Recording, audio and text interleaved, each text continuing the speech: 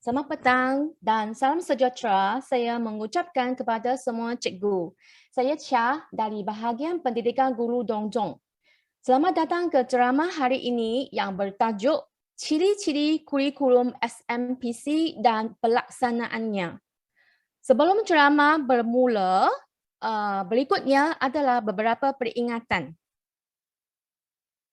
Ya, yang pertama, sila pastikan mikrofon anda sentiasa ditutup semasa ceramah dijalankan. Kedua, jika ada sebarang soalan, sila kemukakannya di ruang berbual. Ketiga, sila gunakan nama penuh dan nama sekolah semasa log masuk ke bilik Zoom. Yang terakhir, rakaman video dan audio akan dijalankan sepanjang ceramah ini. Jika anda terus menyertai ceramah ini, penganjur akan menganggap bahawa anda telah bersetuju dengan aktiviti rakaman tersebut. Terima kasih.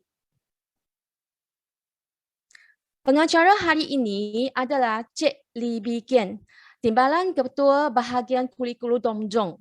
Dipersilakan Bee Kian. Okey, terima kasih Cik Chia Chi Siong, urus setia bagi aktiviti ini. Okey, salam sejahtera dan selamat petang.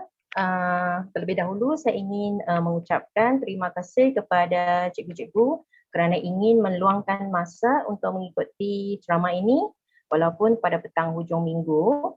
Dan atas usaha bahagian pendidikan guru Dongjong, barulah kita dapat sama-sama berkumpul di sini untuk mendengar ceramah yang bertajuk yang tadi Cik Chia dah bagi tahu, iaitu ciri-ciri kurikulum SMPC dan pelaksanaannya. Dan ceramah ini memang khas untuk guru-guru SMPC yang tidak menguasai bahasa Cina. Dan ceramah ini akan diadakan selama 2 jam, iaitu dari sekarang hingga ke jam 4 petang nanti. Dan selepas lebih kurang 1 jam ceramah dijalankan, kita akan adakan 5 minit untuk rehat.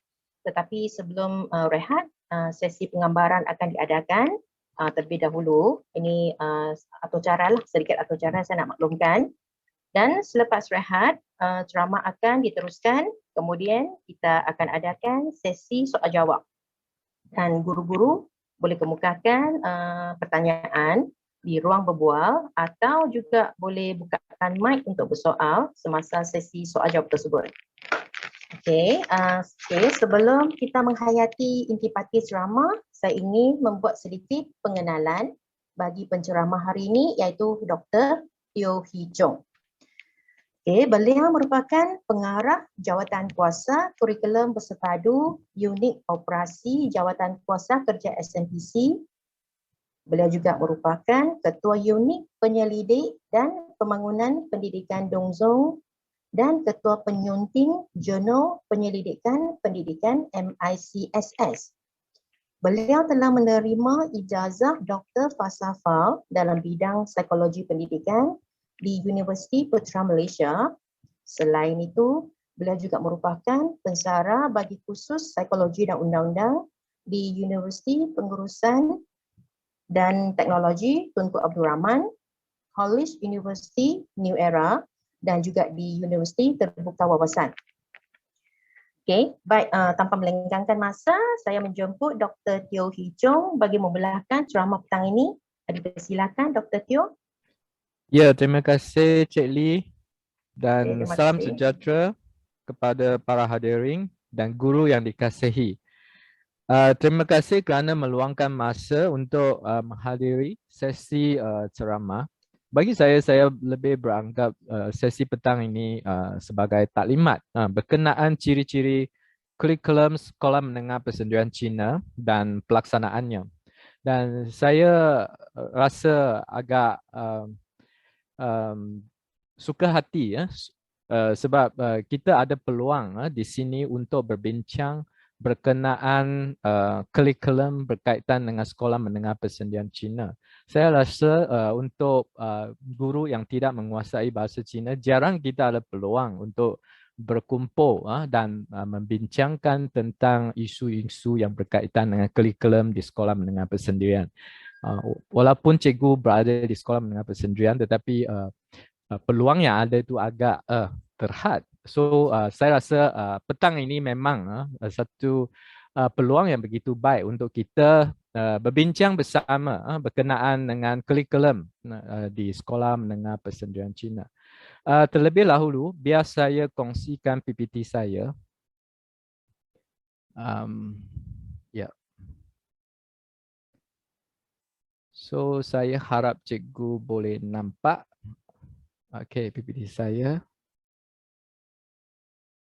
Tajuk ceramah hari ini adalah berkaitan ciri-ciri kurikulum Sekolah Menengah Persendirian Cina dan pelaksanaannya. So tujuan utama mengadakan sesi ceramah ini adalah untuk memperkenalkan kepada semua guru berkenaan dengan panduan garis panduan pelaksanaan kurikulum Sekolah Menengah Persendirian Cina SMPC yang seperti apa yang cikgu nampak dalam PPT ini. Dan versi digital garis panduan ini boleh dimuat turun dari laman web Tongjong. Sudah sedia ada.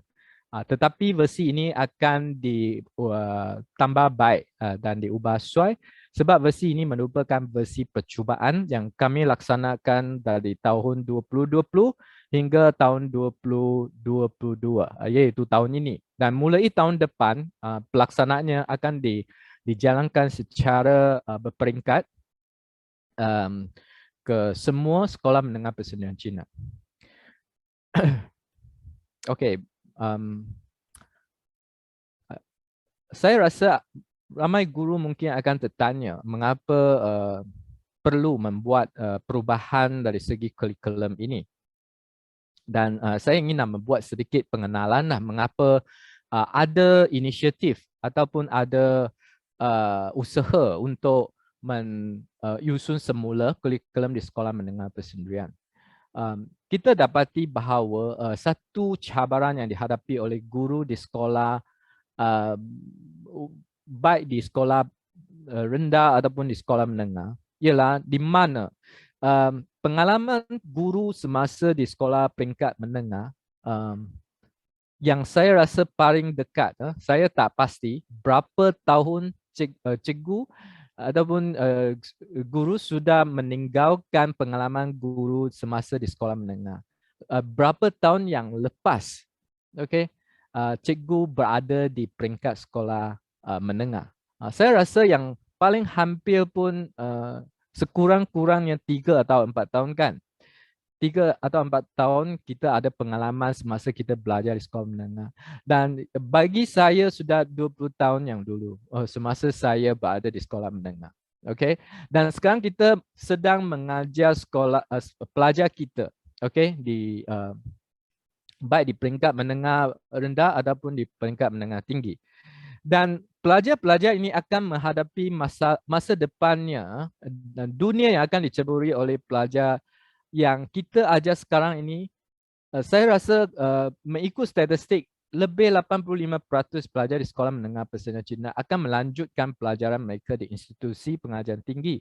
So yang pelajar kita ajar walaupun sekarang mungkin di senior 3, mereka akan menceburi dirinya dalam masyarakat mungkin 4 tahun yang kemudian. Okay?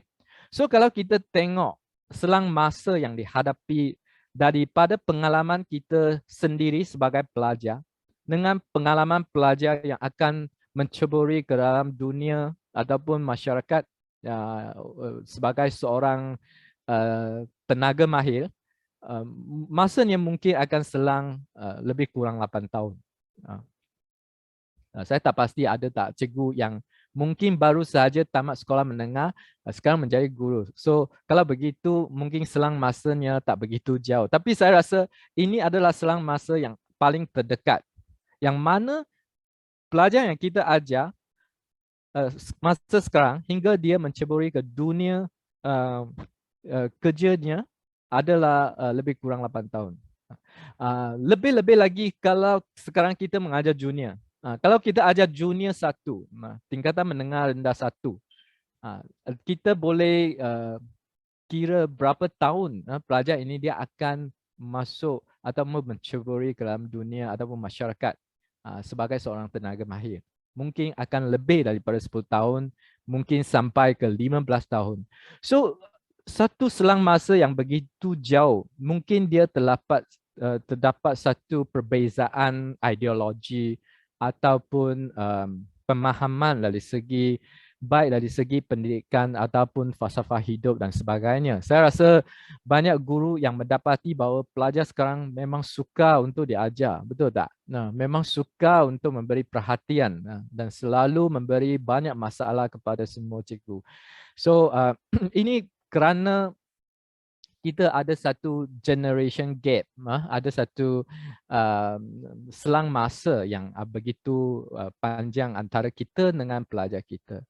Kalau kita lebih-lebih lagi pada masa lebih kurang 10 tahun yang lepas, kita ada banyak perubahan yang berlaku di dalam dunia pendidikan ataupun di dalam dunia tenaga mahir. Contohnya IR 4.0,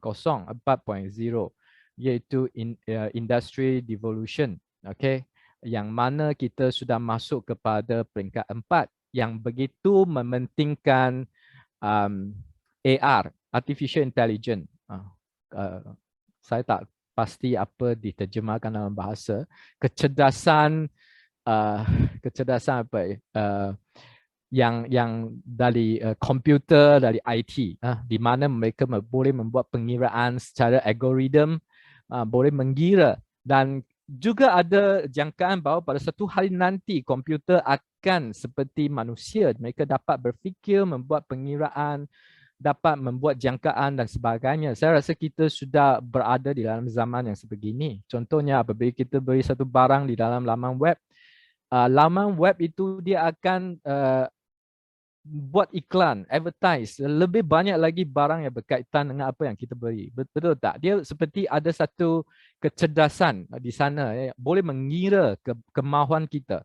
So dan satu lagi adalah pendidikan abad ke-21 juga memberikan satu ideologi yang begitu baru yang perlu kita mengambil kira semasa membuat perubahan kurikulum di sekolah menengah persendirian. Okey. Dan kita juga boleh lihat perubahan masa ini dari segi corak pendidikan. Katakan kalau kita mendapat pendidikan pada tahun 70-80-an. Saya anggap ini sebagai sebelum 90-an lah. Saya rasa tak pasti berapa banyak cikgu yang mendapat pendidikan di sekolah menengah semasa 90-an. Saya mendapat pendidikan sekolah menengah di sebelum 90-an. Saya mengakui. Dan pada masa itu pendidikan itu berasaskan pengetahuan. Cikgu mengajar saja apa yang terdapat dalam buku. Kita hafal saja apa yang terdapat dalam buku dan kita akan pas.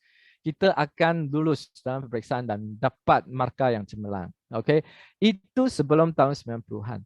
Tetapi selepas tahun 90-an sampai ke tahun lebih kurang 2010. Okay? Pada jangka masa lebih kurang 20 tahun ini, 90 hingga 2000, pendidikan ada satu perubahan dalam pendidikan, iaitu banyak pendidik yang menyarankan supaya pendidikan itu perlu berasaskan kemahiran. So ini adalah satu perubahan daripada tahun sebelum 90-an, di mana pendidik beranggap sekiranya seorang pelajar hanya diberi pengetahuan saja dan mereka tidak dapat menggunakan pengetahuan itu untuk menyelesaikan masalah, itu tak memadai. Dia mesti mempunyai kemahiran, dan kemahiran ini adalah pengaplikasian pengetahuan yang mereka belajar. Okey, yang mereka belajar. So ini adalah kita anggap sebagai pendidikan yang berasaskan kemahiran. So pada masa itu ada banyak konsep yang baru, banyak ideologi yang baru yang dikemukakan berkaitan dengan bagaimana kita hendak melaksanakan pendidikan yang berasaskan kemahiran. Selepas tahun 2010,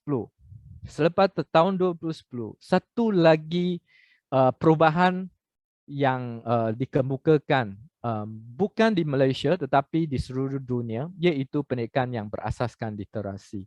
Ataupun ada yang menterjemahkan dia sebagai berasaskan kompetensi. Kompetensi, mungkin cikgu pernah dengar perkataan ini. So apa yang sebenarnya pendidikan yang berasaskan kompetensi ataupun literasi ini? Ini akan menjadi tumpuan perbincangan kita pada petang ini. So satu sedikit interaksi saya ingin nak jalankan dengan cikgu. Lihat pada objek yang saya paparkan dalam PPT saya. Cikgu boleh typekan berapa barang yang cikgu tahu. Ada 8 objek di dalam PPT ini. Cikgu boleh type tak berapa objek yang cikgu tahu.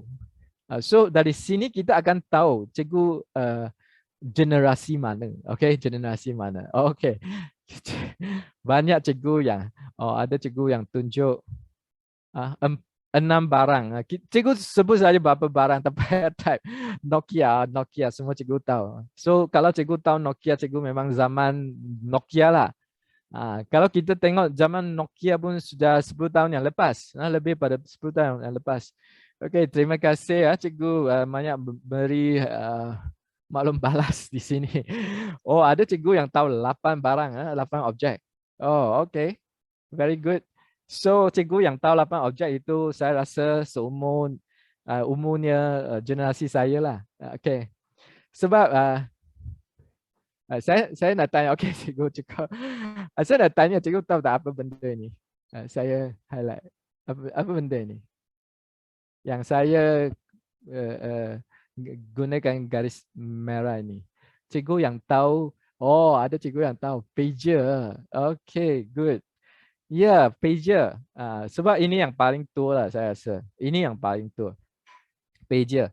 Bagaimana pager ini berfungsi? Cikgu kena tanya pada cikgu yang lebih berpengalaman lah. Saya tidak terangkan di sini. So, tujuan saya tunjukkan gambar ini adalah untuk mengingatkan kita zaman berubah begitu cepat. Begitu apa tu?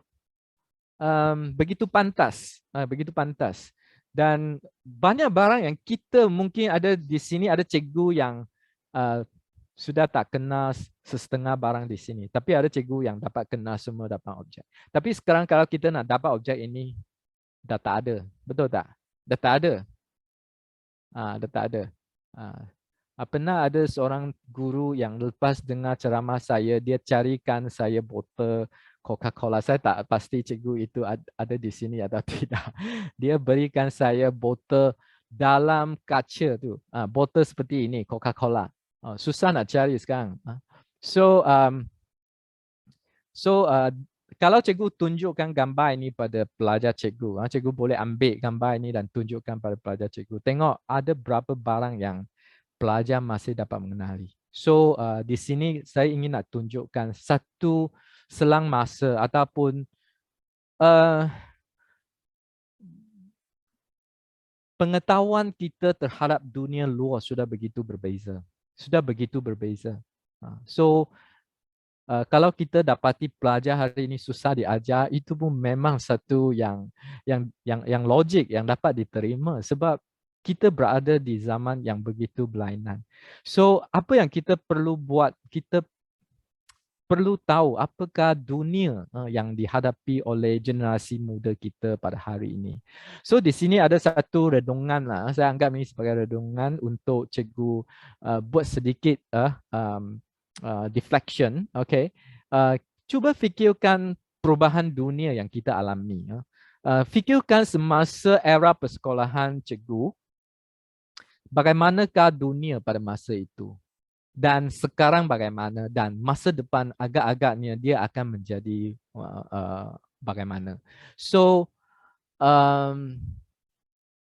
kita boleh fikir bagaimana masa itu berubah. Satu lagi, perubahan tenaga manusia. Pada masa era persekolahan guru, saya tak pasti apakah bidang pengajian di universiti yang paling popular pada masa itu paling hangat menjadi pilihan lepasan sekolah menengah. Saya masih ingat pada masa saya jurusan seperti undang-undang, kedokteran, engineering dan sains komputer begitu menjadi popular. Ramai orang nak jadi pakar pada masa itu. Tapi sekarang kalau cikgu tanya pada pelajar, apakah pekerjaan yang paling diminati, yang diimpi-impikan oleh pelajar sekarang? Apakah pekerjaan?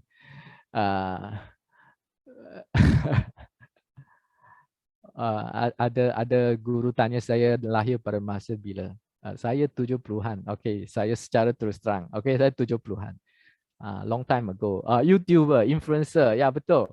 Ya, sekarang mereka nak jadi YouTuber.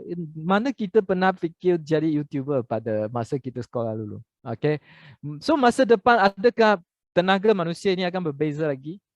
Tak pasti. Okey, tak pasti. Saya rasa dia akan muncul lagi pekerjaan ataupun tenaga keperluan tenaga manusia yang kita masih tidak dapat bayangkan pada hari ini. Dan pekerjaan ini mungkin muncul esok, mungkin muncul bulan depan ataupun tahun depan.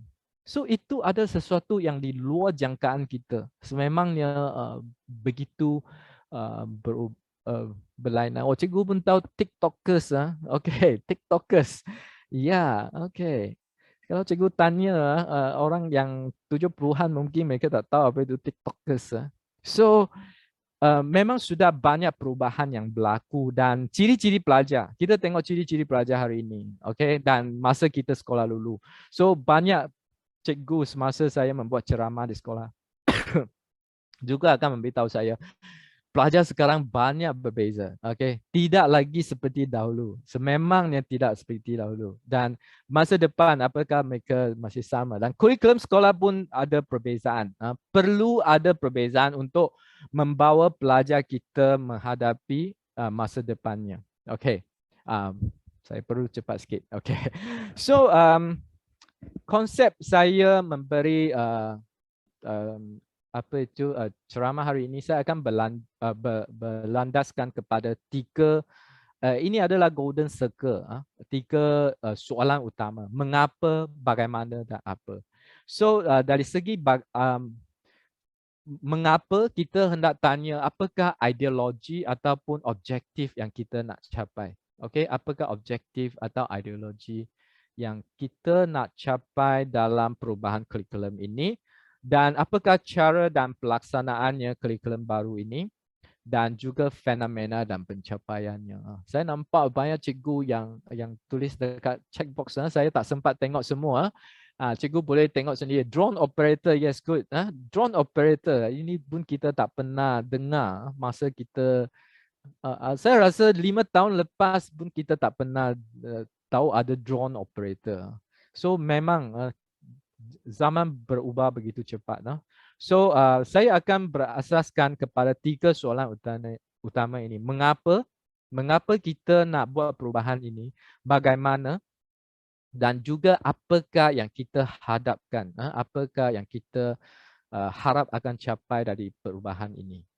Okay, so dari dua paksi, satu dari masa, satu daripada persoalan. Okay, saya akan lihat perubahan kurikulum di Sekolah Menengah Persendirian Cina dari dulu, sekarang dan masa depan, dan juga bagi setiap peringkat saya akan lihat pada dulu, sekarang dan juga masa depan. Mengapa, bagaimana dan apa. So kita tengok dulu. Dulu mengapa. So apakah kelemahan pada kurikulum di Sekolah Menengah Persendirian Cina? So kita kena tahu apakah kelemahannya, apakah kekurangannya, baru kita boleh tahu mengapa kita nak buat perubahan ini. Yang pertama ialah dalam kurikulum yang kita laksanakan selama ini, dia kekurangan pilihan dalam kurikulum. Kita hanya ada satu corak untuk kurikulum kita. Pelajar tidak ada banyak pilihan. Tetapi pilihan untuk pelajar hari ini, keinginan untuk mendapat pilihan adalah begitu ketara. Sebab kita tengok dulu, kita tengok TV ya, kita tak ada pilihan, kita okey ya. Kita tengok RTM 1, RTM 2. Bila ada TV 3 kita sudah gembira, ada TV 3. Tapi sekarang pelajar kita tengok televisyen lagi tak? Cikgu dapati tak? Ada tak? Pelajar kita masih tengok televisyen. Ada tengok RTM tak? Saya rasa tak ada lagi ya. Sebab terlalu banyak pilihan. So pilihan itu adalah satu ciri yang ada pada pelajar kita hari ini. So kalau di kurikulum kita tak ada pilihan, memang tak dapat menyesuai kepada perubahan zaman. Ya, dia tengok podcast, tengok YouTube, di mana tengok TV lagi. TV sekarang tak ada orang tengok. Yang tengok TV tu tahulah umur dia berapa. Ini pun satu cara kita boleh tahu generasi kita. Yang kedua, kekurangan integrasi dalam kurikulum. Kekurangan integrasi satu subjek dengan satu subjek lain, dia tak ada satu hubung kaitan. Dia tak ada hubung kait. Yang belajar bahasa Malaysia itu belajar bahasa Malaysia, belajar bahasa Melayu. Yang belajar bahasa Inggeris itu bahasa Inggeris. Dia tak ada satu jaringan, tak ada satu hubung kait antara satu subjek dengan satu subjek yang lain. So itu kekurangan integrasi. Tetapi sekarang kita amat mementingkan holistic approach. Saya rasa cikgu pernah dengar term ini holistic, iaitu secara keseluruhan. Manusia perlu dididik secara keseluruhan, bukan secara secara satu bahagian dan satu bahagian. We call this as what? Terlupa dengan term itu. Iaitu kita tak gabungkan satu subjek dengan subjek yang lain. So cikgu yang pelajar belajar tu dia pun rasa semua subjek itu adalah dia tersendiri. Dia tidak ada kaitan. So yang semua subjek itu macam perlu belajar di sekolah sahaja. Macam terdapat dalam buku teks saja, tak ada kaitan dengan kehidupannya. Kebolehan penerokaan dalam kurikulum perlu diperkukuh. Pelajar kita terlalu pasif, dia tidak aktif, dia sebab dia datang ke sekolah, dia duduk, dia dengar saja. Dia tak buat interaksi. Tak macam cikgu hari ini semua buat interaksi. Okay, so dia tak interaksi, dia tak terlibat dalam we call knowledge seeking. Dia tak mencari ilmu itu. Dia tak terlibat dalam proses mencari ilmu. Dia hanya tunggu untuk disuap. Disuap, cikgu bagi, dia makan. Cikgu tak bagi, dia tak makan. Itu sahaja. So, kebolehan penerokaan dalam kurikulum perlu diperkukuh, iaitu kita kena jadikan pelajar kita sebagai pelajar yang aktif or active learner. Dan yang keempat, keprihatinan terhadap masyarakat dan individu perlu diperkukuh.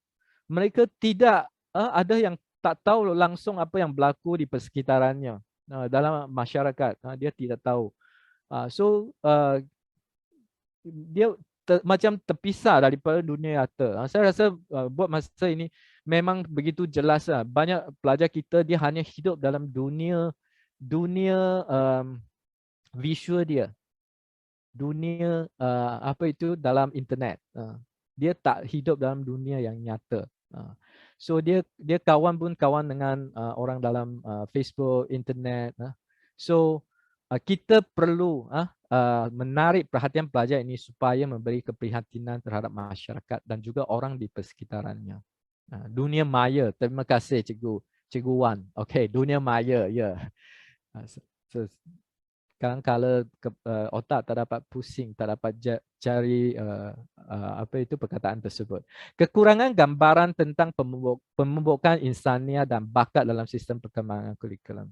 So dari segi kita boleh kata dari segi rohani dan dari segi bakat, kita perlu mempunyai satu gambaran ataupun map ataupun peta yang dapat membawa pelajar kita menjadi seseorang individu yang kita ingin supaya mereka boleh menjadi seorang insan yang kita boleh kata sebagai menyeluruh lah, yang menyeluruh, yang holistik. Kekurangan ciri-ciri tempatan perkembangan kurikulum tidak banyak melibatkan sekolah.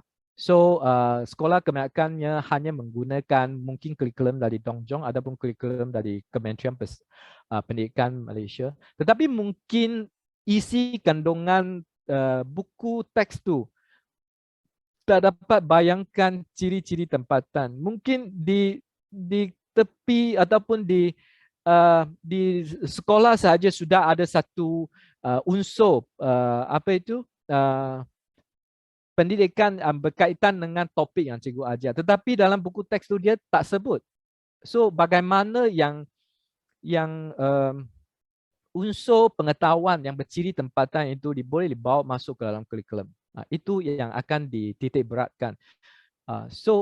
Sebab kalau kita boleh gunakan ciri-ciri tempatan, pelajar dia akan terasa apa yang mereka belajar itu memang sesuatu yang berlaku di persekitarannya, adalah berkaitan dengan kehidupannya.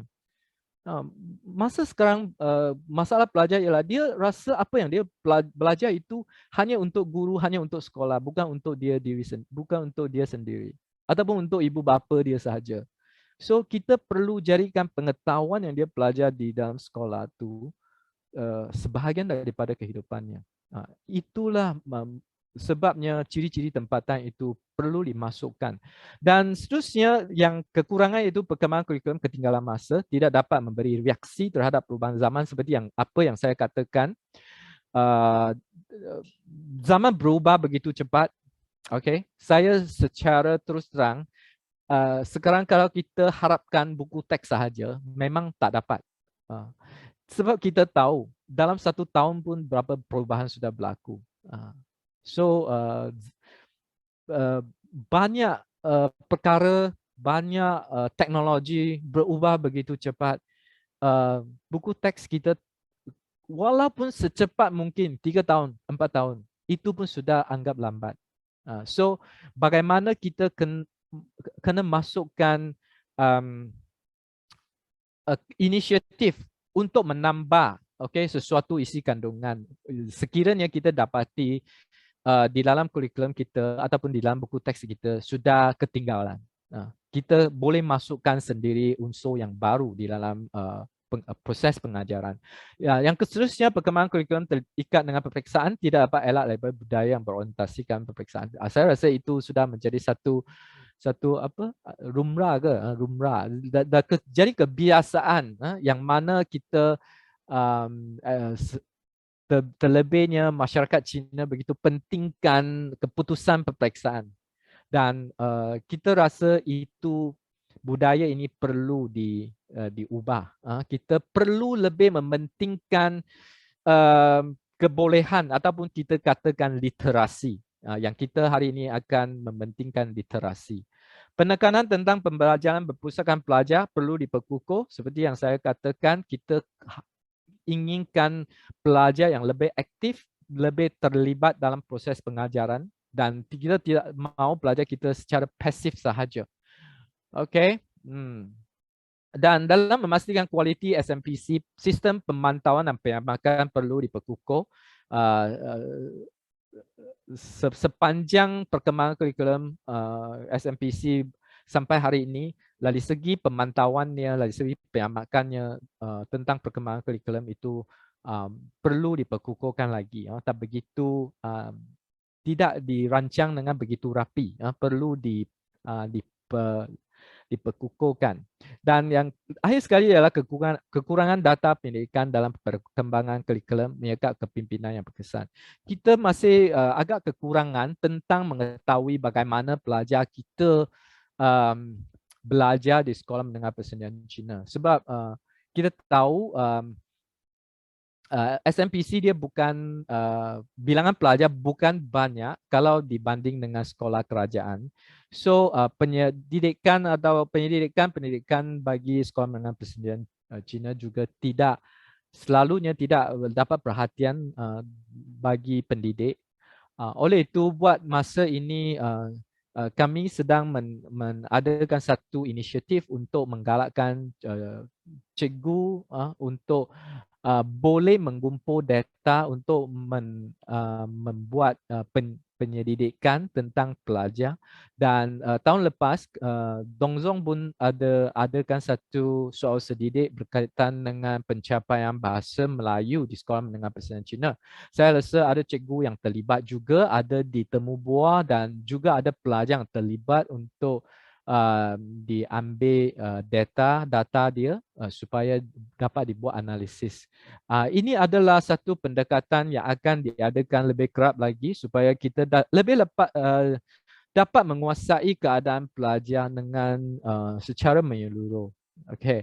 So kita sudah tahu bagaimana, okay, mengapa kita perlu membuat perubahan ni.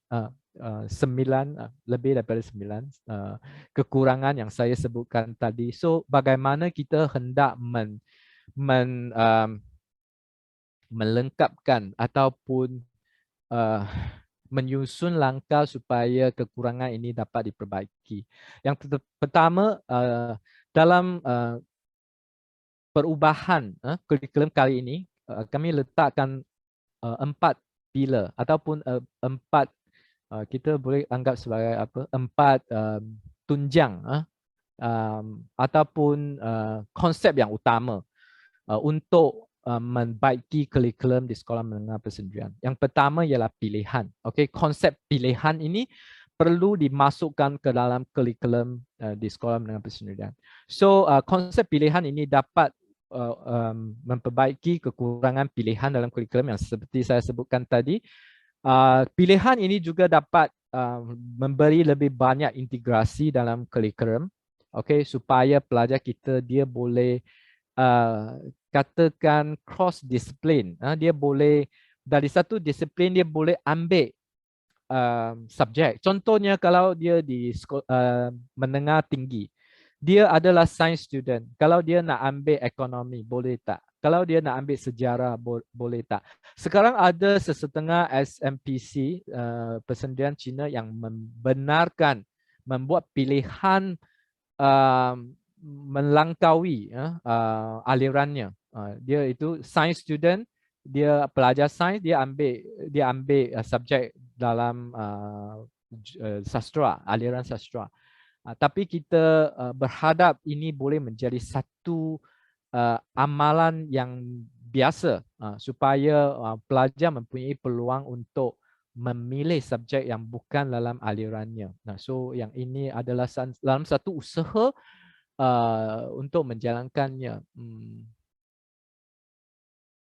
Ada cikgu yang buat sedikit komen, tak apa, nanti saya ada masa saya akan tengok. Okey, dan kebolehan penerokaan dalam kurikulum perlu diperkukuh dan cara kurikulum ataupun subjek itu diperkenalkan perlu lebih banyak unsur penerokaan supaya pelajar boleh terlibat secara aktif dalam proses pembelajaran. Dan yang kedua, konsep yang kedua ialah kreatif. Kreatif itu ialah keprihatinan terhadap masyarakat dan individu perlu diperkukuh. Kita juga akan memperkenalkan subjek yang berkaitan dengan hikmat masyarakat kepada pelajar kita dan juga supaya pelajar kita boleh membuat sesuatu projek yang berkaitan dengan masyarakat ataupun komuniti yang dia tinggal tu. Dan kekurangan gambaran tentang pemupukan insania dan bakat dalam sistem perkembangan kurikulum. Nanti saya juga akan terangkan sedikit sebanyak. Kita juga menggalakkan supaya sekolah mengadakan satu peta kita katakan ini sebagai satu roadmap untuk pelajar kita bagaimana dia dapat menguasai sesuatu kemahiran daripada junior 1 sampai ke senior 3. Dia ada satu roadmap untuk dia peta bagaimana dia dapat meningkatkan kebolehannya semasa dia masuk ke sekolah menengah persendirian Cina sampai dia tamat sekolah di senior 3 nanti, apakah yang dia dapat pelajari dalam proses 6 tahun tersebut. Dan satu lagi kekurangan ciri-ciri tempatan di mana kita akan memperkenalkan kurikulum berasaskan sekolah. Di mana kita menggalakkan sekolah supaya terlibat langsung dalam pengubahan kurikulum. Itu adalah satu inisiatif yang berlainan yang sebelum ini tidak pernah dijalankan. Okey, yang seterusnya, perkembangan kurikulum ketinggalan masa tidak dapat memberi reaksi terhadap perubahan zaman. Itu ada satu konsep autonomi. Yang konsep autonomi ini di mana kita akan memasukkan satu corak perkembangan kurikulum yang lebih bersifat autonomi. Mungkin cikgu boleh anggap dia akan lebih seperti Lego. Dia seperti Lego, dia bukan sesuatu yang tidak dapat dipisah. Kurikulum itu akan dia seperti Lego di mana dia terdapat banyak komponen yang cikgu sendiri boleh membentuk corak bagaimana kurikulum itu akan dipersembahkan. So autonomi itu akan memberi lebih banyak ruang untuk cikgu serta pelajar ataupun pihak sekolah terlibat dalam proses pengubahan kurikulum. Dan seterusnya, perkembangan kurikulum terikat dengan peperiksaan, tidak dapat dielak label budaya berorientasi dengan peperiksaan. Di sini dalam autonomi kami lebih mementingkan dari segi literasi, di mana dia ada literasi yang tertentu yang kami lihat sebagai penting untuk melahirkan seseorang pelajar dengan ciri-ciri literasi yang diingini. Nanti akan juga dipersembahkan literasi teras itu. Okey. Penekanan tentang pembelajaran berpusatkan pelajar perlu diperkukuh. So cara pembelajaran yang lebih berpusatkan pelajar itu akan dititik beratkan supaya pelajar akan lebih banyak terlibat. Dan selain itu, semasa kita membuat plan pengajaran, kebolehan pelajar ataupun ciri-ciri pelajar itu perlu diberi keutamaan. Okey, perlu diberi keutamaan. Iaitu apa yang kita ajar itu perlu setaras ataupun setaraf dengan kebolehan pelajar kita. Sekiranya yang standard ataupun standard yang kita letak untuk pelajar tu dia tak setara, maka pelajar mungkin menghadapi kesukaran untuk mempelajari sesuatu subjek itu. Dan yang akhir sekali ialah pimpinan. Okey, pimpinan ialah sistem pemantauan dan perkhidmatan perlu diperkukuh untuk semua kurikulum, dan kekurangan data pendidikan itu juga perlu diperbaiki. Dan kami ada menjalankan beberapa usaha untuk membaiki keadaan ini. So sudah dibincangkan tentang bagaimana. Seterusnya kita lihat apa setakat ini apa yang sudah dilakukan. Yang pertama, ringkasan plan induk pendidikan ataupun plan induk pendidikan itu sudah pun diterbitkan pada tahun 2018. Okey, dan plan induk ini akan diguna saya rasa sekurang-kurangnya sehingga 2030. Okey, bermaksud dalam dari 2020 hingga ke 2030 akan berasaskan ataupun berdasarkan kepada konsep yang ada dalam plan induk pendidikan. Dan yang seterusnya, okey, apa yang akan dilakukan dalam 4 komponen ini ialah yang pertama ialah menyempurnakan mekanisme untuk pelaksanaan kepimpinan kurikulum, iaitu akan menjadikan kurikulum itu sebagai satu dokumen ataupun satu kertas kerja yang membawa perkembangan kurikulum di sekolah menengah persenjataan Cina. Sebab kalau dibandingkan dengan dulu, kebanyakan masanya perkembangan kurikulum di sekolah menengah persenjataan Cina itu adalah tertakluk kepada peperiksaan. Lebih lagi peperiksaan Unify yang akan membentuk corak perkembangan kurikulum di sekolah menengah persenjataan Cina. Tapi sekarang kita hendak ubah pimpinan itu kepada kepimpinan kurikulum. Maksudnya kita lebih mementingkan menyedidik pelajar dengan literasi teras. Yang kedua, kreatif integrasi dengan ciri-ciri keunikan masyarakat, menetapkan kedudukan dan fungsi SMPC sebagai pusat pendidikan komuniti. Ini adalah satu impian yang kita hendak letakkan di mana semua sekolah persendirian Cina di seluruh Malaysia, dia akan menjadi satu pusat pendidikan komuniti. Maksudnya dia akan membawa unsur komuniti itu ke dalam kurikulum di sekolah.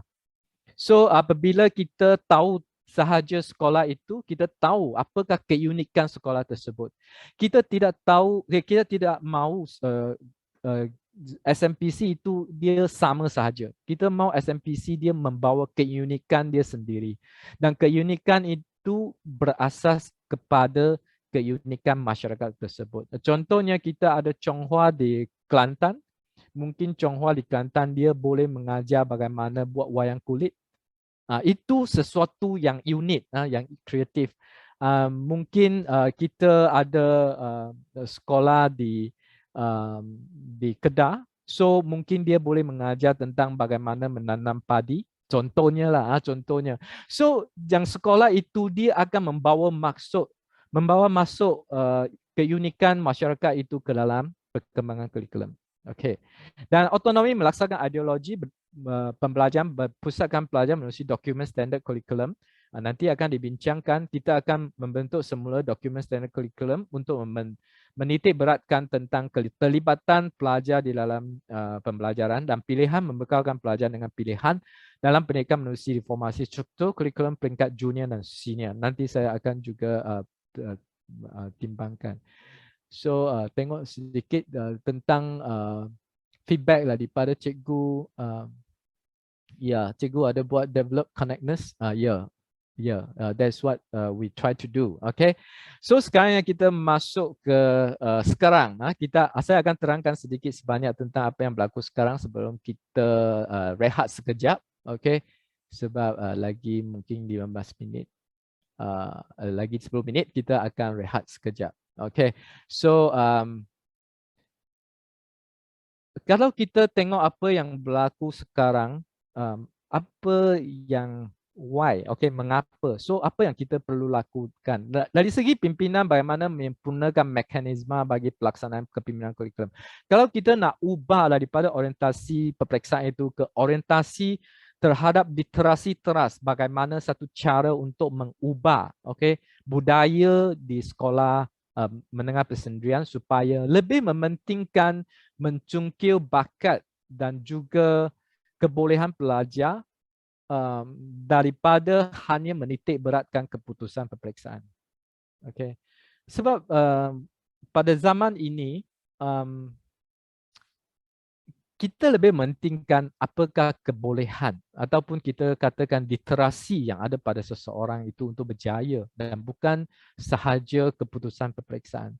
Mungkin seseorang itu dia dapat keputusan peperiksaan yang cemerlang, tetapi kalau dia tak ada ciri-ciri seorang bakat yang baik, dia mungkin juga akan menghadap masalah pada masa depannya.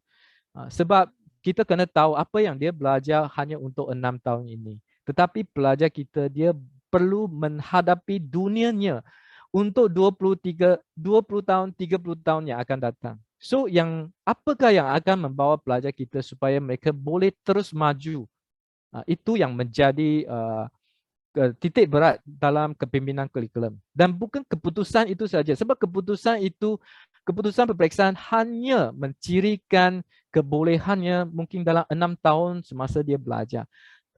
Sememangnya cara peperiksaan itu kena juga berubah supaya dia lebih dapat membayangkan literasi teras tersebut. Dan perubahan ini juga sedang diusahakan. Yang kedua, kreatif ialah bagaimana integrasikan ciri-ciri keunikan masyarakat bagi menetapkan kedudukan dan fungsi SMPC sebagai pusat pendidikan komuniti. Bagaimana kita nak lakukan supaya semua SMPC akan mempunyai keunikannya. So kita sebut saja SMPC itu kita tahu, SMPC itu dia ada mempunyai keunikan yang berlainan. Kita tidak mau berbanding hanya keputusan peperiksaan. Kita nak tengok keunikan sekolah tersebut dari aspek-aspek yang berlainan. So sekiranya impian ini dapat dilaksanakan, maka pada satu hari nanti ke semua SMPC di seluruh Malaysia kita akan dapat tahu semua keunikan yang berlainan di sekolah ini. Dan seterusnya autonomi bagaimana melaksanakan ideologi pembelajaran berpusatkan pelajar menerusi dokumen. Nanti saya akan terangkan yang dokumen standard kurikulum untuk kali ini selepas garis panduan ini dilakukan, banyak subjek sedang menjalankan pengubahsuaian tentang dokumen standard kurikulum dan akan memasukkan unsur pembelajaran berpusatkan pelajar ke dalam pembangunan kurikulum bagi setiap subjek tersebut. Dan khususnya pilihan bagaimanakah membentuk semula struktur kurikulum peringkat junior dan senior demi memukau pelajar dengan pilihan dalam pendidikan. So yang ini juga akan dibincangkan nanti. So bagaimana dilakukan, yang pertama ialah kepimpinan seperti yang saya sebutkan tadi. Bagaimanakah untuk mempunyai mekanisme bagi melaksanakan kepimpinan kurikulum yang dulu kita dibawa cara pembangunan kita oleh penilaian, iaitu peperiksaan. Dan buku teks adakah berdasarkan penilaian dan kurikulum juga berdasarkan kepada buku teks. So kurikulum dibawa oleh penilaian. Maksudnya dia mengorientasikan peperiksaan. Tapi sekarang kita hendak ubah corak ini supaya kurikulum di depan. Penilaian itu akan berdasarkan kurikulum. Okey, akan berdasarkan kurikulum. Bukan kita mengajar kerana apa yang akan diperiksa, tetapi kita periksa pelajar kita ataupun menilai pelajar kita berdasarkan apa yang kita ajar. Itu baru betul. Itu caranya baru betul. So ada trust.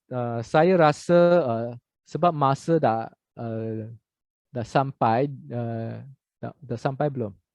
Dah sampai belum lagi ya, 5 minit lagi. Okay, so biar saya habiskan ini dulu. Inilah yang tadi saya katakan trust, literasi trust. Okay, literasi trust. Dalam literasi trust ini ada satu pusat di sini, iaitu kita menghadapkan pelajar kita adalah insan yang mempunyai kebolehan pembelajaran sepanjang hayat. Dan daripada matlamat ini kita mempunyai 3 aspek, iaitu belajarkan diri, komunikasi dan bekerjasama dan keterlibatan dalam sosial. Sebenarnya 3 aspek ini dia bukan sesuatu yang baru. Ia juga merupakan satu aspek yang dititik beratkan oleh UNESCO, bangsa-bangsa bersatu, tentang kebolehan individu dalam 10 tahun yang akan datang. Maksudnya di seluruh dunia pendidikan sekarang menitik beratkan ketiga-tiga aspek ini. Dan kita juga kembangkan 9 literasi yang penting. Literasi. Okay, so 9 literasi ini secara sepintas lalu, dia ada keseimbangan fizikal dan mental serta estetika. Maksud dia nanti ada satu learner profile akan ditunjukkan dengan lebih jelas. Maksud dia adalah seorang individu yang dapat hidup dengan baik. Dia dapat mengimbankan fizikal, rohani, jasmani seperti falsafah pendidikan Cina, falsafah pendidikan Malaysia lah, yang menitik beratkan jasmani, fizikal, harmoni dan sebagainya. Dan kedua ialah pembangunan ilmu pengetahuan dan teknologi yang perlu dititik beratkan, tetapi di sini dimasukkan teknologi. So sekarang kita ajar, kita tak boleh ajar dalam tentang dunia nyata saja, tetapi perlu dunia maya. Kita suka tak suka, dunia maya itu adalah sebahagian dalam hidup kita, sudah menjadi sebahagian dalam hidup kita. Lebih-lebih lagi generasi hari ini, mereka adalah generasi asli di dunia maya. Sebab pada semasa mereka masih kecil, seorang bayi lagi, mereka sudah tahu guna digital. Tak seperti kita adalah generasi imigran. Kita bukan orang asal dalam dunia maya, tapi kita adalah kita pindah masuk ke dalam dunia maya. Tak seperti generasi hari ini. Seterusnya, pemikiran kreatif dan penyelesaian masalah. Kita hendak pelajar kita mempunyai literasi ini. Sikap gigih dan nilai positif. Kepimpinan dan berpasukan. Literasi bahasa dan komunikasi. Sikap nilai dan kemanusiaan. Identiti kebangsaan dan keberbagai budaya. Serta bervisi global dan pembangunan secara mampan. Okay. Di sini kita sebenarnya ada dikaitkan dengan SDG. Kalau cikgu tahu apa itu SDG, iaitu Sustainable Development Goal yang disarankan oleh UNESCO. Okay, SDG. Di dalam SDG, cikgu boleh Google lah, Google SDG ni sebab dia sememangnya begitu popular. Sustainable Development Goal. Dia ada 17, okay, ada 17 dan dia mempunyai laman web dan dia juga ada dari segi pendidikan bagaimana melaksanakan 17 SDG ini. Dia termasuk bagaimana tentang iklim, okay, menggunakan air yang bersih, membasmikan kemiskinan, dan isu-isu ini adalah isu-isu global. Kita juga amat menggalakkan cikgu boleh membawa isu-isu ini supaya berbincang dengan pelajar. Dan ada cikgu yang tanya tentang sama ada literasi trust ini adakah dia sehala dengan apa yang disarankan dalam blueprint Kementerian Pendidikan di Malaysia. Sebenarnya yang 8 trust ini adalah sama dan 6 trust ini adalah sama dengan apa yang terdapat dalam blueprint. Dan yang 3 ini adalah tambahan daripada SMPC dari Dong Jong. So sememangnya dia adalah selaras. Okay, selaras dengan apa yang ingin dicapai dalam blueprint, Malaysia Education Blueprint. Dia adalah sehala. Dan saya akan habiskan bahagian ini iaitu individu, bagaimana individu ini akan menunjukkan sikapnya. So daripada 9 literasi trust ini, yang pertama ialah kita harap individu ataupun pelajar kita adalah seorang yang sayang pada diri sendiri. Dia tidak akan melakukan sesuatu menyebabkan kecederaan pada diri sendiri. Dia tahu bagaimana menjaga diri sendiri dengan baik dan dia adalah seorang individu yang berpengetahuan. Dia juga seorang individu yang dapat menyelesaikan masalah. Tidak sedikit masalah sahaja akan mencari orang untuk membantunya, tetapi dia mempunyai kebolehan untuk menyelesaikan masalahnya sendiri. Seorang penyayang, dia bukan sahaja sayang pada diri sendiri, dia sepatutnya juga dapat sayang pada orang di persekitarannya, kerja berpasukan, berkemampuan berkomunikasi, dan di sinilah bahasa memainkan peranan yang begitu penting sebab dia adalah merupakan salah satu literasi yang begitu penting. Dan sikap nilai yang kemanusiaan itu dia berfikiran terbuka, dia bersemangat patriotik, cintakan kampungnya, cintakan tempat yang dia tinggal, tempat lahirnya, dan cintakan negara ini. Berkonsep pembangunan lestari, maksud dia dapat menghargai apa yang dia dapat nikmati hari ini dan tidak membazir, tidak menggunakan ataupun mengeksploit sumber alam secara berleluasa. Okay, so saya rasa saya berhenti di sini untuk satu break 2 minit. Okay, so selamat kembali ke perbincangan kita. Saya rasa saya perlu cepat sedikit. Nampaknya saya agak lambat. Okay. Sebab saya perlu tinggalkan sedikit masa untuk Q&A. So, saya akan bincang dengan lebih cepat sedikit. So, tadi sudah diperkenalkan kepada cikgu tentang literasi trust, iaitu 9 literasi trust. Dan mungkin yang penting ialah cikgu ingin tahu bagaimana pelaksanaannya. Sebab ini masih merupakan satu konsep ataupun satu ideologi. So bagaimana konsep atau ideologi ini dapat dilaksanakan dalam bilik darjah, dalam proses pengajaran dan pembelajaran. So sebenarnya literasi ini dia perlu dilaksanakan melalui kognitif, afektif dan psikomotor. Saya rasa cikgu memang biasa dengar perkataan ini kan. Semasa buat plan pengajaran, kita mesti nak buat objektif berkaitan dengan kognitif, objektif berkaitan dengan afektif dan juga psikomotor.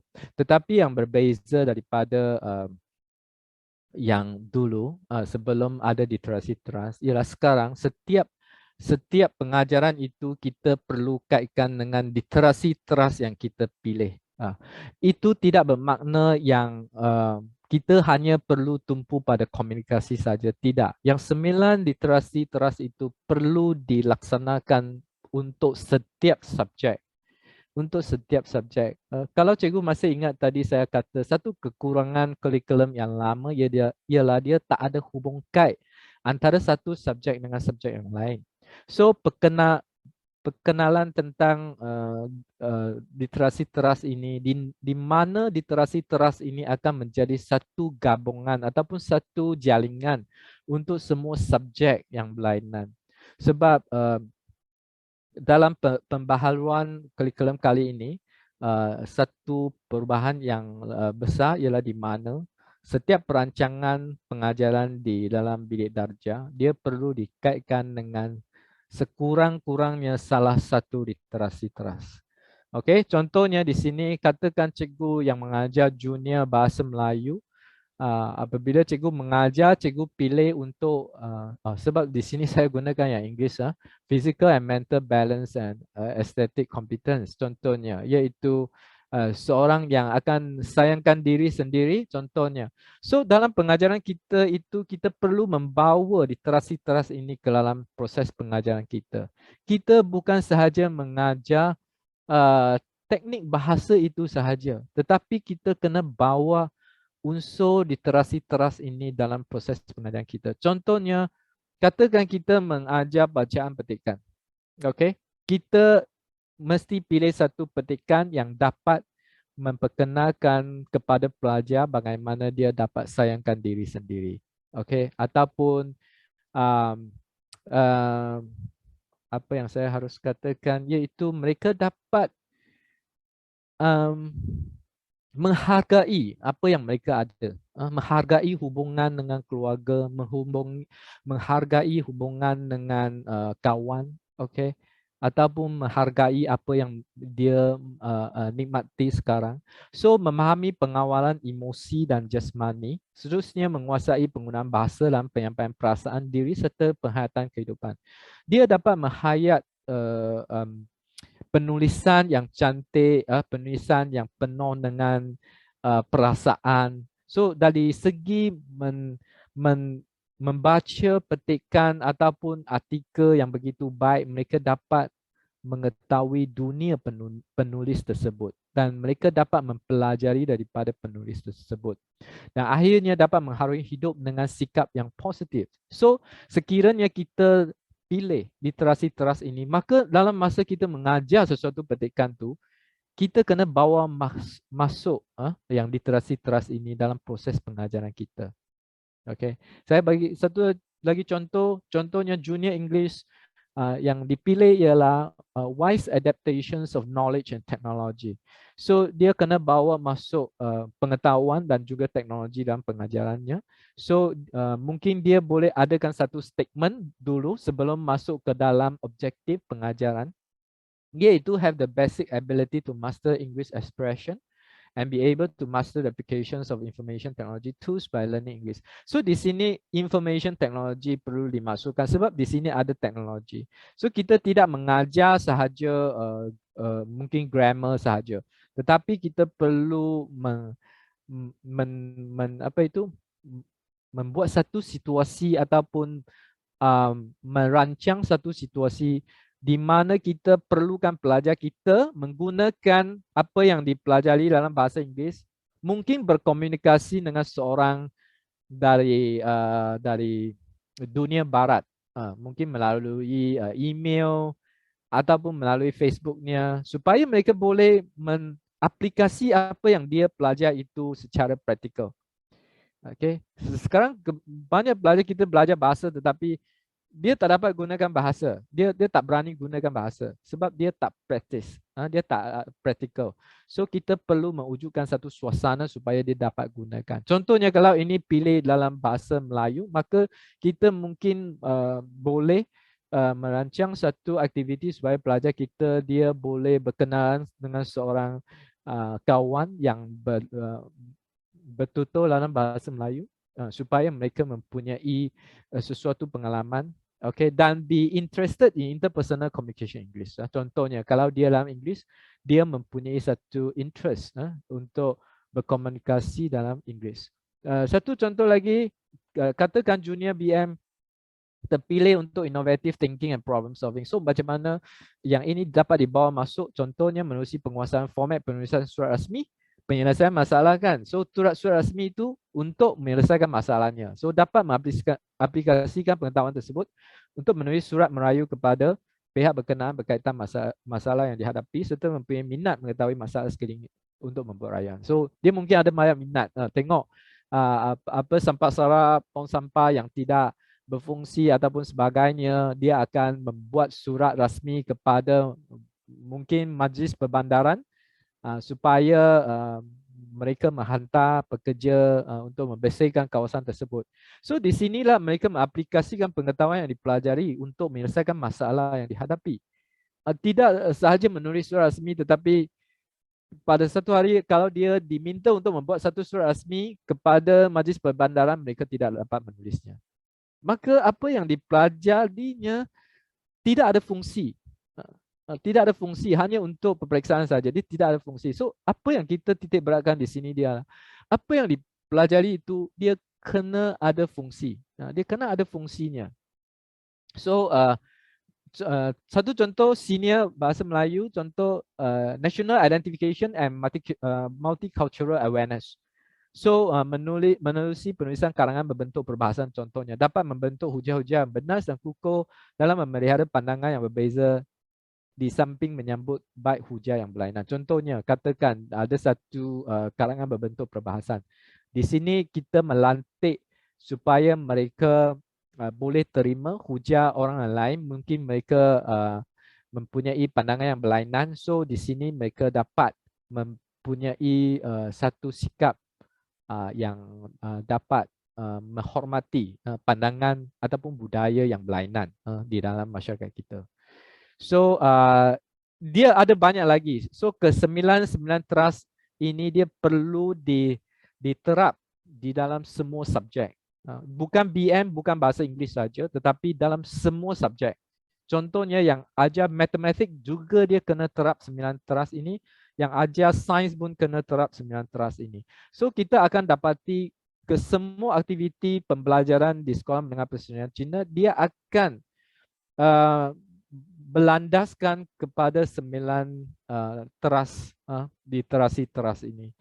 Dan dari cara ini pelajar dia akan mendapati apa yang dia pelajari itu. Tadi saya nampak cikgu ada tulis fragmental. Dia bukan tercerai, tetapi dia ada satu menuju kepada satu hal tuju yang sama. Semua yang dipelajari itu ada menghala ke satu arah yang sama. Itu yang dikatakan satu pendekatan yang holistik, yang menyeluruh. Itu merupakan satu perbezaan yang paling ketara berbanding dengan kurikulum yang dahulu. So bagaimana memerlukan mekanisme bagi pelaksanaan kepimpinan kurikulum. Di sini dalam buku ini sebenarnya ada disebut tentang perkembangan kurikulum yang bersepadu dan juga perkembangan subjek yang bersepadu. Di dalam dokumen ini ada disebut, tapi di sini saya tidak akan masuk ke dalam secara terperinci ke semua isi kandungan di dalam garis panduan ini kerana kesuntukan masa. Di dalam garis panduan ini ada perikata, ada latar belakang, ada idea, objektif, literasi trust yang seperti yang saya sebut tadi. Struktur kurikulum nanti akan saya tunjukkan, pelaksanaannya dan juga lampiran yang ada pada garis panduan ini. So di sini juga dibuat sedikit iklan di mana tadi ada dikatakan pimpinan itu kita perlu lebih banyak penyelidikan terhadap pendidikan di SMPC. So mulai tahun ini ada satu Journal of Educational Research di mana jurnal ini mengalu-alukan semua artikel ataupun penyelidikan, tak kira dalam bahasa Mandarin, bahasa Melayu ataupun bahasa Inggeris, boleh dihantar kepada editor di jurnal ini. Dan cara ini juga kami hadap supaya lebih banyak sumbangan data yang yang disumbangkan oleh cikgu di sekolah persendian supaya kita dapat mengetahui dengan lebih menyeluruh tentang perkembangan pelajar kita. So saya memang mengalu-alukanlah cikgu supaya boleh membuat penyelidikan dan menghantar jurnal atau artikel cikgu kepada jurnal ini. Okay, jurnal ini khas untuk SMPC, khas untuk SMPC dan juga membincangkan isu-isu berkaitan dengan SMPC. Dan dalam satu keunikan jurnal ini ialah abstraknya kami akan buat 3 bahasa. 3 bahasa iaitu tak kira artikel itu ditulis dalam Mandarin, Inggeris ataupun Melayu, abstraknya akan ada 3 bahasa supaya semua yang ada dapat sekurang-kurangnya tahu apa yang ditulis oleh penulis berkaitan dengan penyelidikan tersebut. Dan yang untuk kreatif ialah bagaimana mengintegrasikan ciri-ciri keunikan komuniti, menetapkan kedudukan fungsi SMPC dengan pusat penyelidikan komuniti. Dan kami ada satu subjek ataupun komponen yang baru iaitu amalan bersepadu. Amalan bersepadu itu dirancang untuk junior dan untuk senior. Dan untuk junior iaitu pembelajaran berasaskan inquiry, hikmat masyarakat itu diletakkan satu period, satu waktu. Dan kurikulum berasaskan sekolah itu adalah satu waktu. Kurikulum berasaskan sekolah di mana kami menggalakkan sekolah boleh meluangkan satu waktu supaya merancang sesuatu kurikulum yang bercirikan tempatan. Tadi saya ada sebut yang boleh melambangkan keunikan sekolah menengah tersebut di komuniti tersebut. Dan untuk senior juga sama, tetapi waktu dia diperbanyakkan kepada 4 waktu. Dan kurikulum berasaskan sekolah juga diperbanyakkan kepada 4 waktu. So dengan penambahan ini bukan sahaja dapat membayangkan keunikan sekolah tetapi juga memberi pilihan kepada pelajar supaya sebenarnya kurikulum berasaskan sekolah walaupun dia satu waktu tetapi sekolah sebenarnya boleh memberi pilihan yang berlainan kepada pelajar. Maksudnya dalam satu waktu itu mungkin dia ada banyak subjek yang dilakukan. Sebenarnya ada sekolah menengah persendian Cina sudah melakukannya di senior. Ada banyak sekolah yang sudah mulakan rancangan ini di mana mereka membuat kurikulum yang berdasarkan kepada ciri-ciri sekolah tersebut. Ada yang mengajar tentang sejarah sekolah itu tersebut, ada yang mengajar tentang aktiviti ekonomi di sekitar sekolah tersebut, ada yang mengajar tentang tokoh-tokoh yang ada di sekitar sekolah tersebut, dan semua subjek itu dia boleh beri pilihan kepada pelajar supaya mereka boleh memilih yang mana satu subjek kurikulum berasaskan sekolah itu yang mereka nak pelajari. So ini memberi satu pilihan kepada pelajar kita. So bagaimana mengintegrasikan ciri-ciri keunikan komuniti bagi menetapkan kedudukan dan fungsi SMPC sebagai pusat pendidikan komuniti. So yang semua kurikulum berasaskan sekolah itu juga mesti berdasarkan kepada 9 trust. So sekolah boleh buat kurikulum sendiri tetapi kurikulum yang digubah oleh sekolah itu dia mesti menghala kepada literasi trust yang diberikan tadi, yang saya sebutkan tadi. So ini adalah cara di mana satu pemantauan ataupun satu pengawalan supaya kurikulum itu tidak terpisah jauh daripada asas kurikulum SMPC, supaya semua kurikulum di sekolah SMPC itu dia menghala ke satu hala tuju yang sama, iaitu literasi trust yang dianggap di sini, yang dikemukakan di sini. Dan ini adalah learner profile lah yang saya sudah bincangkan, penyelesaian masalah, kerja berpasukan dan sebagainya. Dan otonomi bagaimana melaksanakan ideologi pembelajaran berpusatkan pelajar menerusi dokumen standard curriculum. Dokumen ini sedang adakan penterjemahan, saya rasa mungkin dalam masa yang terdekat ada versi Inggeris dan juga versi bahasa. Di mana ini adalah berkaitan dengan dokumen standard curriculum yang berkaitan dengan semua subjek dan yang dalam bahasa Cina tu sudah siap, sekarang sedang membuat penterjemahan, dan di dalam penerapan 9 literasi itu akan dimasukkan ke dalam semua subjek. So dalam jangka masa yang terdekat, saya rasa cikgu akan dapat satu dokumen standard curriculum untuk sekolah menengah SMPC, yang mana muka surat pertama dia bila bincangkan tentang objektif curriculum akan cikgu nampak bulatan ini. Ini bulatan literasi akan ada pada semua subjek. Autonomi di sini bagaimana meneruskan dokumen standard di mana tadi saya sudah bincangkan, di mana berdasarkan kepada 9 literasi trust yang semasa cikgu buat plan pengajaran, dia mesti walaupun dia buat kognitif, afektif dan psikomotor, tetapi kesemua objektif ini dia mesti menghala, berpusatkan kepada literasi trust. Okey, dan pilihan bagaimana membentuk semula struktur peringkat junior dan senior demi membekalkan pilihan kepada pelajaran pendidikan. Di sini ada buat sedikit perubahan strukturnya. Okey,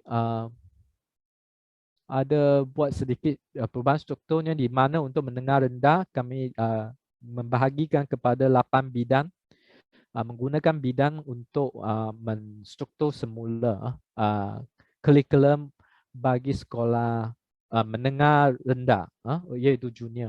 Dan 8 bidang itu ialah bahasa, amalan bersepadu, iaitu yang tadi saya sebutkan, di mana ada inquiry based learning dan juga kurikulum berpusatkan sekolah. Teknologi dan kehidupan di sini di mana asasnya ialah komputer, tetapi di mana di sini dimasukkan programming, IT dan sebagainya dimasukkan di bahagian ini. Dan pendidikan jasmani dan kesihatan, dimasukkan kesihatan pada bahagian ini. Yang dulu pendidikan jasmani, tetapi sekarang untuk kurikulum yang baru unsur kesihatan dimasukkan.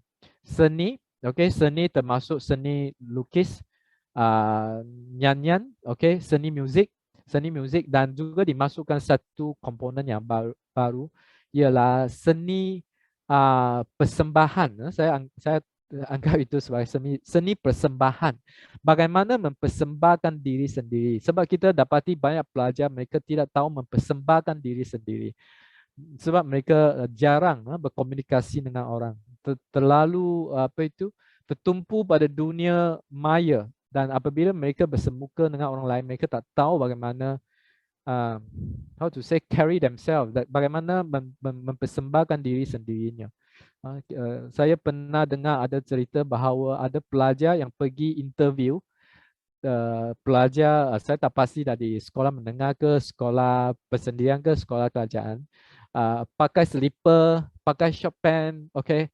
So ini merupakan satu masalah yang begitu besar lah. Mereka tak tahu bagaimana mempersembahkan diri sendiri secara apa yang saya perlu, secara baik ataupun secara elok. So yang ini akan dimasukkan dalam seni, sains sosial, gabungan sejarah, gabungan geografi, pendidikan civic dan juga counselling, okey, dalam sains sosial, iaitu perancangan dia akan digabungkan. Dan sains semula jadi iaitu fizik, kimia dan juga biologi digabungkan di bawah sains semula jadi. Tapi ini sebenarnya sudah dilakukan banyak tahun.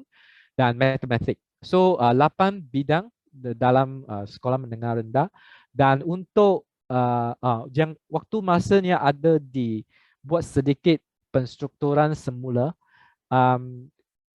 yang saya tak pergi ke semua waktu lah, tapi di adjust semula kerana di mana kami meningkatkan peratusan subjek aplikasi, di mana subjek aplikasi itu ditambah kepada 40%. Kalau dibandingkan dengan kurikulum lama, subjek asas contohnya bahasa, matematik, sains sudah merangkumi lebih kurang 80% daripada masa yang diperuntukkan dalam kurikulum.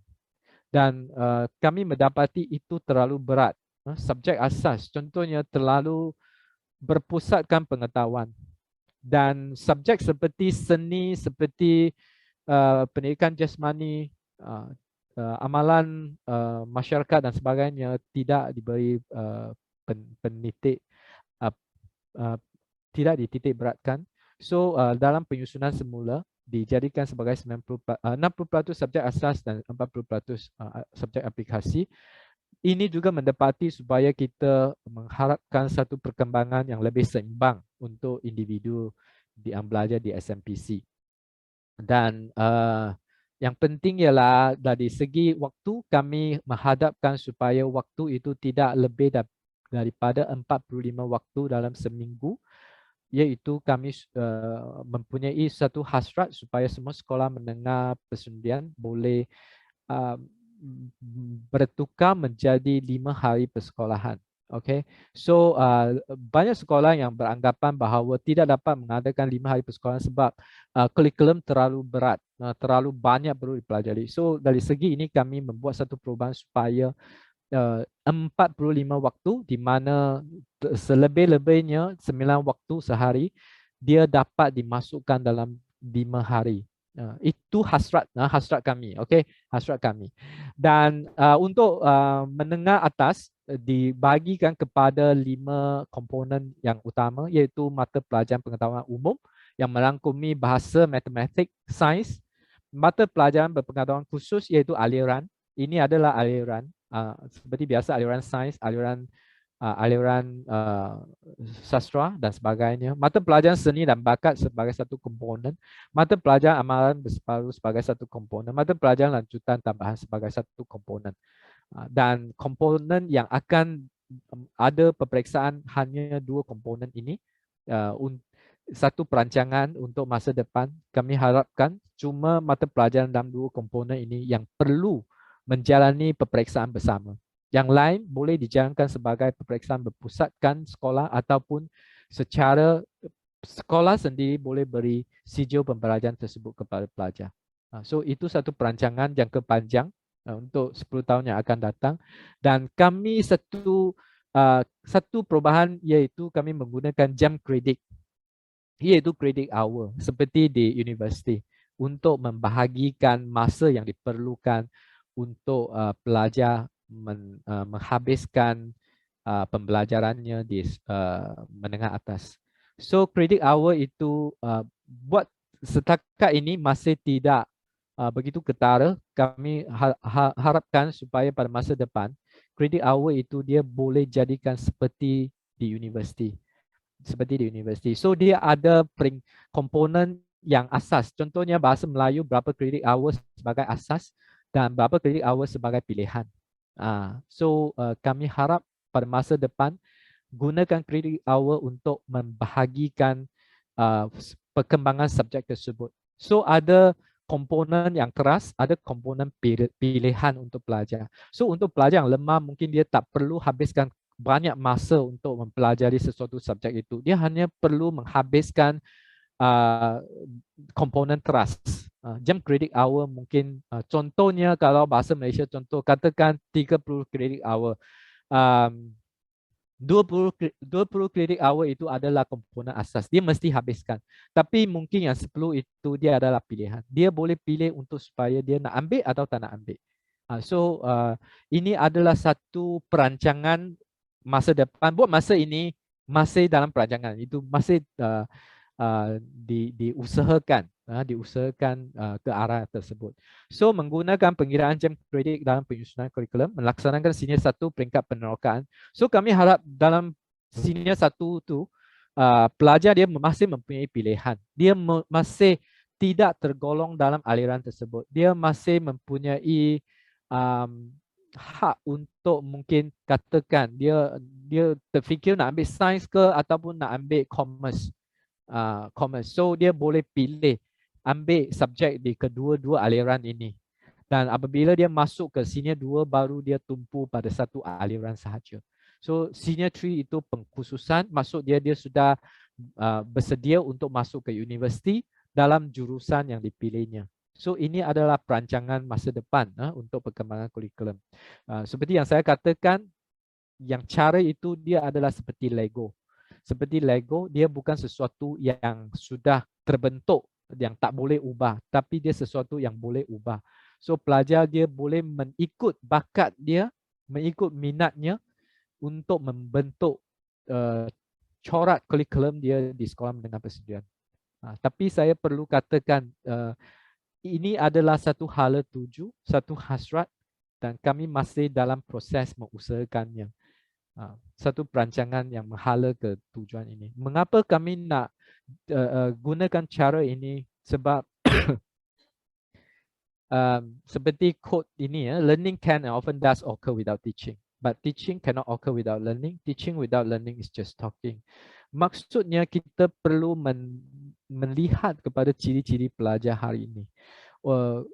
Kalau kita ikut cara kurikulum yang lama di mana kita hendak pelajar kita mempelajari sebegitu banyak pengetahuan atau sebegitu banyak subjek di sekolah, walaupun cikgu mengajar dengan begitu bertungkus rumus, tetapi berapa banyak pelajar kita yang sebenarnya menguasai apa yang diajar tersebut.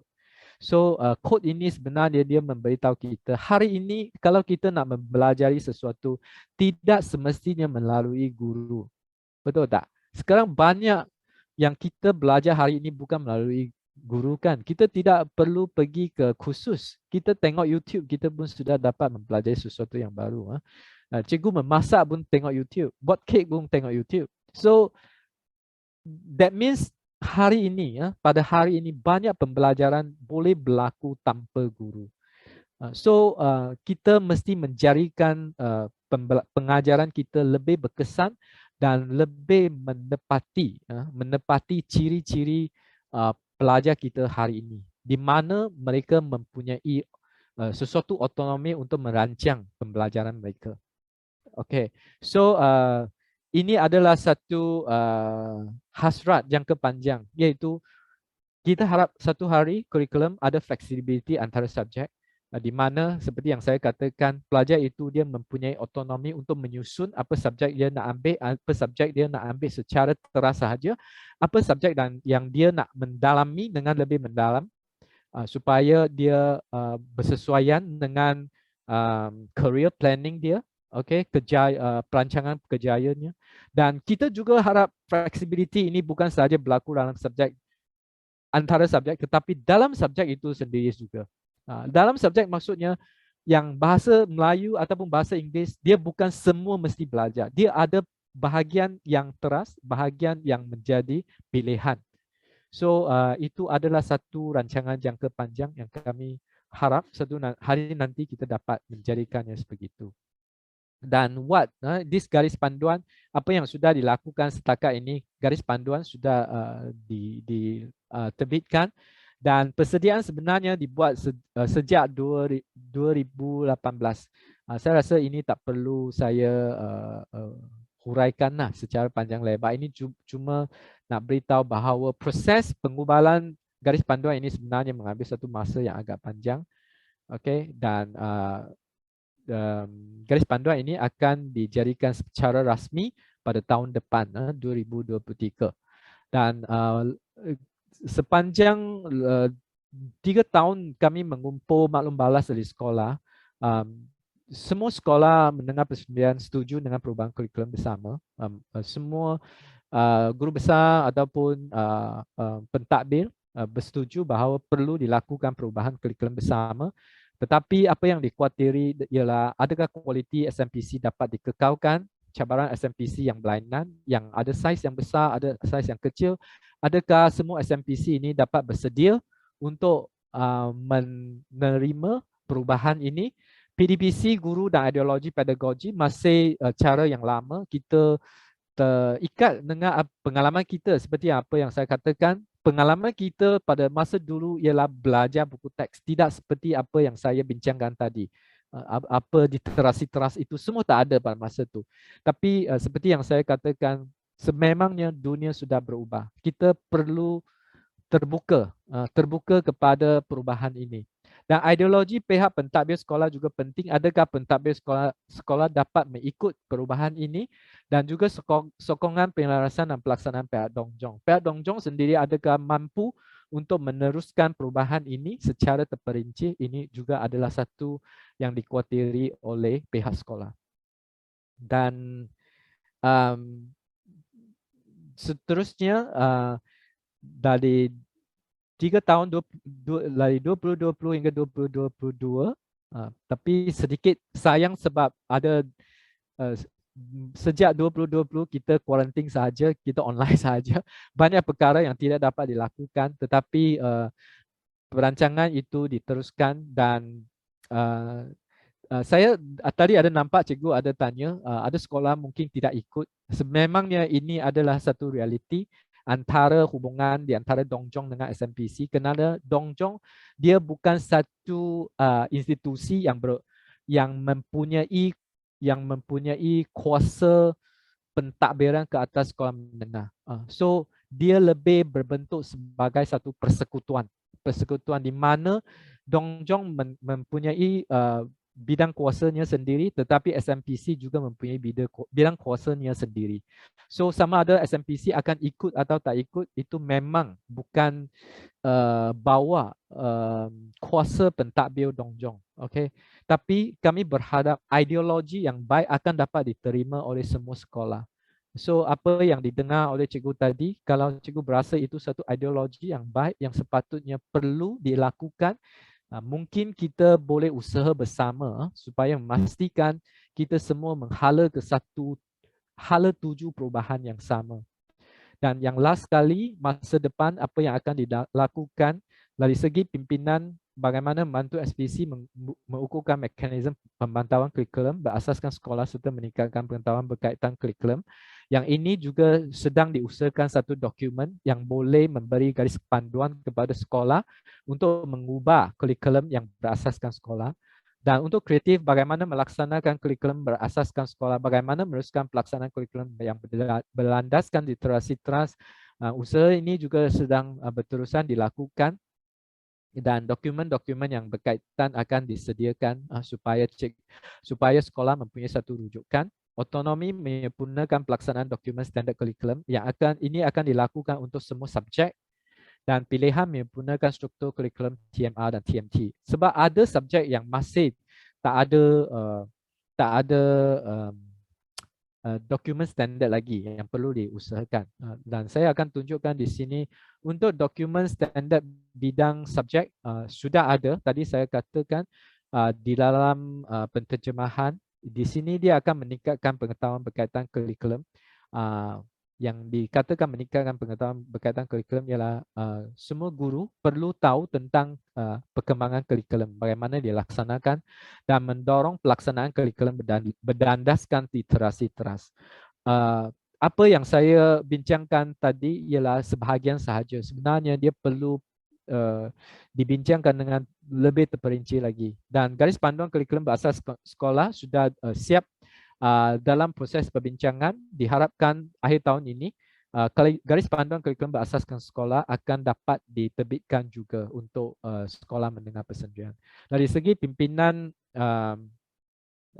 bagaimana membantu SMPC mengukuhkan mekanisme pemantauan kurikulum berasaskan sekolah serta meningkatkan pengetahuan berkaitan kurikulum. Dan di dalam dokumen ini ada disusun caranya dari segi pemantauannya supaya kualiti semua subjek yang diterbitkan ataupun diusahakan oleh Dongjong mempunyai quality control, mempunyai satu pemantauan kualiti subjek tersebut.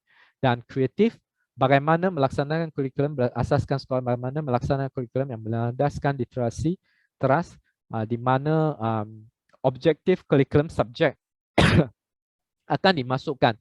So saya rasa mulai tahun depan apabila cikgu dapat dokumen standard, cikgu akan nampak di muka surat pertama akan disebut objektif kurikulum, di mana dia akan berdasarkan kepada literasi trust ini. Semua subjek akan melakukan satu usaha yang sama. Nah, otonomi menyempurnakan pelaksanaan dokumen standard kurikulum, iaitu tadi yang saya sebutkan, dokumen ini sudah sedia. Dan dalam menyempurnakan pelaksanaan dokumen standard ini, kami menitik beratkan 3 standard. Satu standard pembelajaran, sebenarnya dia bersamaan dengan KSSM. Kalau cikgu biasa dengan KSSM, kurikulum sepadu sukatan yang baru dari Kementerian Pendidikan, dia ada standard pembelajaran, ada standard kandungan dan juga ada standard penilaian. Dalam dokumen standard kurikulum ini juga kami akan masukkan ketiga-tiga standard ini dalam dokumen. Cara pengenalian, of course, dia perlu latihan. Dia perlu latihan supaya kita bagaimana kena gabungkan objektif kurikulum, standard kandungan dan juga standard pembelajaran untuk menjadikan objektif PDPC. Dan juga perlu atur bagaimana untuk menilai supaya kita dapat mengetahui pencapaian pelajar kita secara secara tepat. Dan cara penilaian kami juga menitik beratkan multiple intelligence. Jangan sahaja menggunakan paper and pencil. Jangan gunakan satu cara, gunakan banyak cara. Contohnya boleh gunakan lisan, boleh gunakan persembahan, boleh gunakan nyanyian dan sebagainya supaya pelajar kita dapat dinilai secara menyeluruh. Ini adalah hasrat. Dan pilihan tadi sudah disebut, kami akan adakan lebih banyak pilihan dalam struktur tingkatan menengah rendah dan juga menengah tinggi, di mana dimasukkan pelbagai subjek yang baru supaya pelajar mempunyai lebih banyak pilihan dalam pemeriksaannya.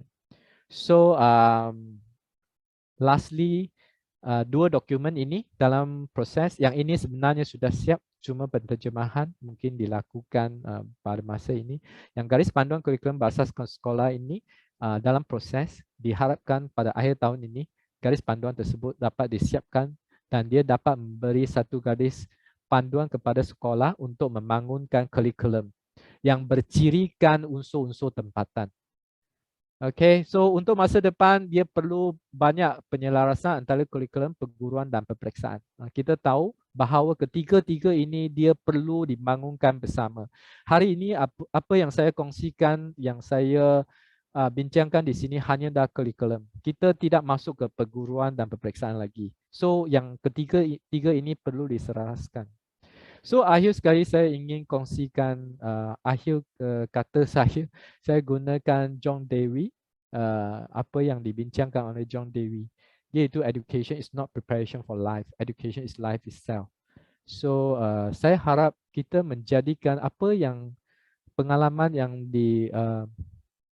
yang dilalui oleh pelajar di sekolah menengah persendian Cina adalah satu pengalaman hidup. Dia bukan satu mempelajari pengetahuan sahaja, tetapi dia adalah satu pengalaman hidup yang dapat membekalkan manfaat kepada mereka untuk teruskan perjalanan mereka untuk masa depan mereka.